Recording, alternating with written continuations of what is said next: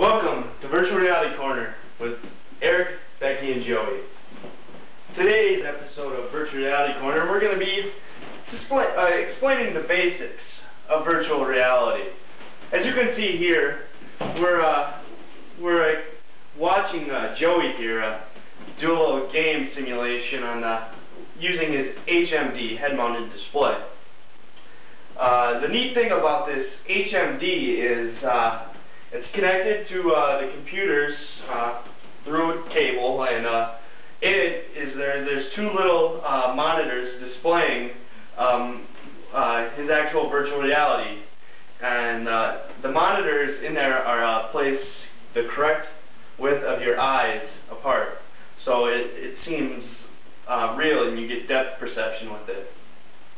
Another feature with this HMD is that it's got reflective tape all along the head of it, which is used by the cameras to figure out where he is in the room. Now, in the room, you'll have a normal-sized room with at least 3 or more cameras. Today, you can only see 2 because one's behind you. And these cameras are in place to measure the distance between these reflective pieces on the helmet to figure out the distance in between, and thus figuring out the distance he is in the room from each camera. These cameras send this data to a computer number 1, which is right over here, and it crunches the numbers to figure out exactly where he is in the room. And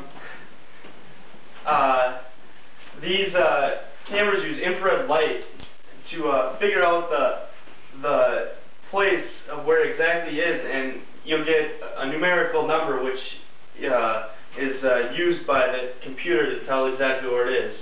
Now, this position is used to send to another computer, which will actually create the virtual room that Joey is standing in as we speak.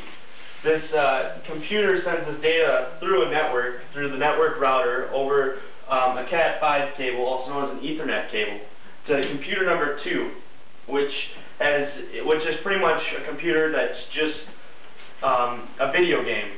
This video game, or it can be anything you want. It could be the room you're standing in. It could be Ireland, for that matter.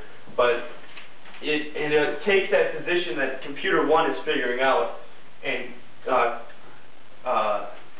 calculates where he is and places him in that world.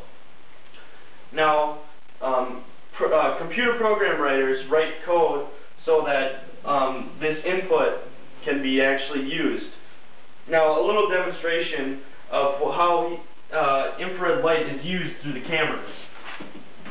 These infrared beams come in, they bounce off these reflective surfaces, and there's much of them, and then come back to the camera.